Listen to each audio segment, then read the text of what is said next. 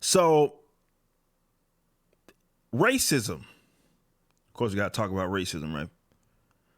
And like I said, I probably should change my show to, instead of For Cannon's Sake, I should change it to Blue Check Mark saying stupid things, and we just analyze Blue Check Mark Twitter and Facebook and Instagram.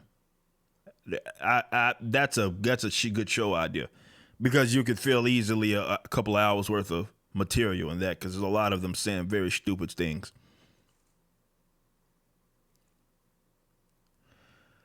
But somebody whose name is, what does this person do? CCI Boston writer, blogger, race warrior, and a bunch of other stuff. But has a blue check mark on Twitter. And this is what this person had to say. I'm going to read it out to you guys for my audio listeners that's listening right now on forcannonsake.com. Says, legally cast ballots sounds like a way of saying whites only.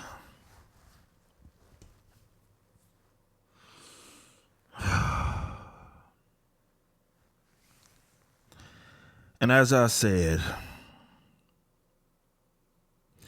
it has to be absolutely exhausting, guys. It has to be exhausting. I would imagine that it's exhausting to sit there and just reach and try to find some form of racism in everything. Now, of course, this is a stupid statement in itself, right? It's a dumb statement. But you have to look at what they are implying in this.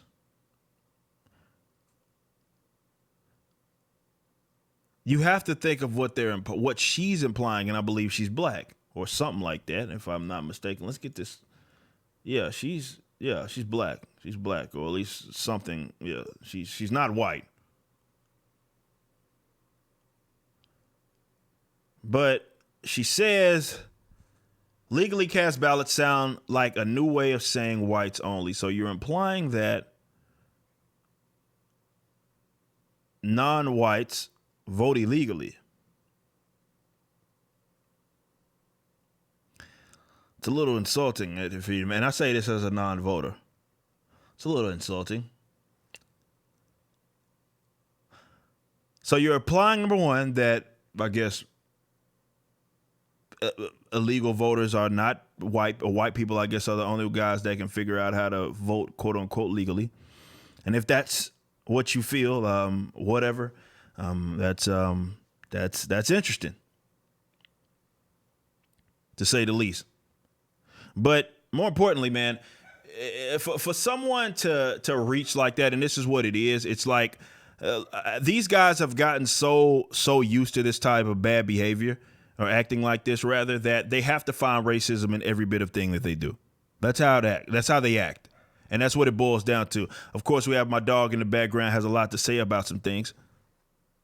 But they're reaching, right? And racism consumes these types of people, right? Because what they deem as racism is bad. And that's a fine thing, that you can think that racism is bad, right? Most people think that it's bad. It's not a brave or bold thing that to say, I condemn racism. Oh, congratulations. You're not racist. At least you don't think you are.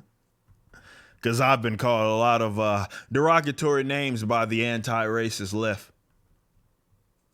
But seriously, guys, to sit here and reach that far, it's got to be exhausting.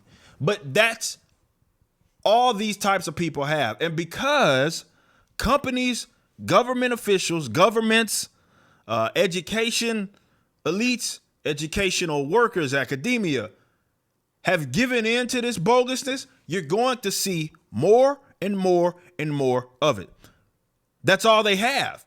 And it's one thing that people recognize. It's the same thing with like calling people fascists or something like that. It's something that people don't even understand what it really is, but they know that it's bad They understand that the general populace, especially the people that they can claim are this, they understand that the general populace sees this as a bad thing.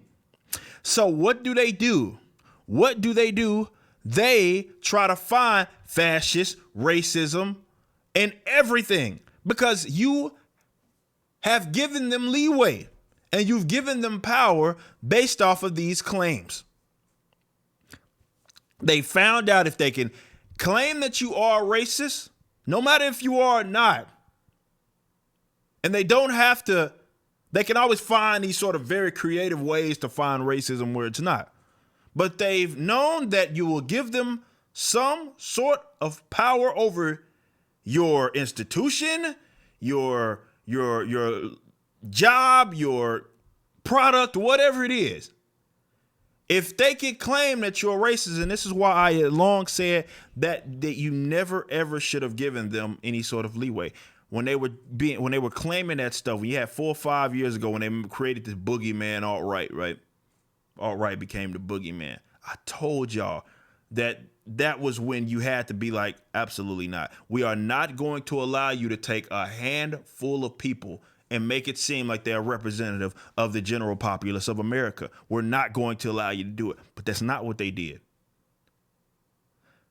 You had people fighting like, tooth and nail to try to say, well, denounce racism because of a demand. And that's when they got you. When they realized that, oh, I can get you to say whatever it is that I want you to say, I can get you to do whatever it is I want you to do. So as long as I can pin racism on you or something like that, or say that you support something, this is why terms like sympathizer are being used more than anything.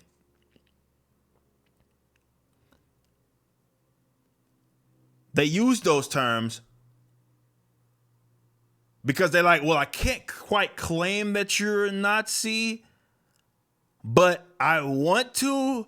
So instead of calling you a Nazi, I'll just call you a Nazi sympathizer or Nazi adjacent. This crap should have been knocked down before it was allowed to get out of control. Unfortunately, you allowed it to get out of control. And here you are. Here you are. And they will continue to find racism in everything. Wherever it is, they'll try to gain power. I saw some crackhead ass person on YouTube. No, this is on Twitter. Blue check marked. Said something like, no, what they blue check mark? I believe. Well, they said something blue check mark like. And they were all like, hey, PlayStation 4, I noticed a lack of like, I don't know, bisexual persons of color or something like that covering your system. I would love to like volunteer myself. I'm like, hold on, this heifer's trying to finesse a PS5, bro. She's trying to finesse a PS5 and she pulling a race card. And I almost wanted to give her credit because I'm like, that's well played, man. Well played. She was, I don't think it worked, but she was about to try to finesse a PS5 by pulling that card, man. That's how bad it's gotten, bro. She was like, well, there's a lack of what they call them, BIPOC, I don't know, whatever they call them, right? There's a lack of them. I'd volunteer myself so I can review your system. It's like, God dang, bro, golly. Why did y'all allow this to manifest itself to this monster? It's because people were too busy giving in to their demand. You don't negotiate with terrorists, man. This is why y'all don't see me bending over back. I make fun of people that try to talk down on me, right? That try to demand that I say something, right? I don't do that. I lead with my positions, right? My positions, I do too many videos. I'm very easy to be able to be contacted. You can contact me in a multitude of different ways. I'm on all forms of social media. You can email me. I'm not that hard to get in contact with, right? So for someone to try to claim that I have a position that I don't have because they want to demonize me or want me to not say something, why do y'all think I just tell them to go screw themselves? Because that's the only way to respond to that.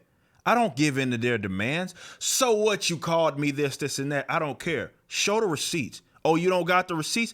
I'm not about to argue the negative. I don't have to do that. I'm not obligated to do that. The burden of proof is on you. So when someone makes a positive claim saying that you're racist, you need to denounce so-and-so, so-and-so. Otherwise, you're racist. You don't give in to those demands. You say, prove it. And if they come up with insufficient answers, tell them to go screw themselves and go about your business. That's it. That's when these people, you want to try to end the woke movement, if you will. That's how you deal with that bull crap. You don't give in to their demands. You allow them to control the conversation when they do that. And this is why they can so lazily, because they understand that there's a sector of the population that will give in to their demands. This is why they claim things are racist when they're not.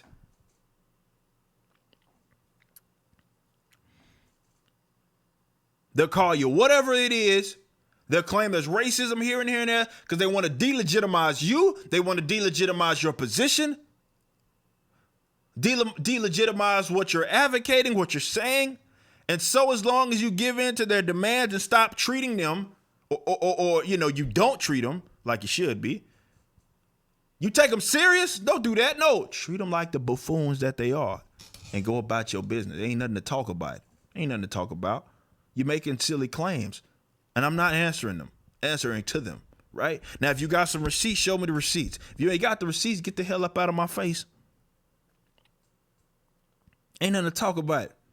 Ain't nothing to talk about, man. That's how you deal with that. Stop giving these fools powers.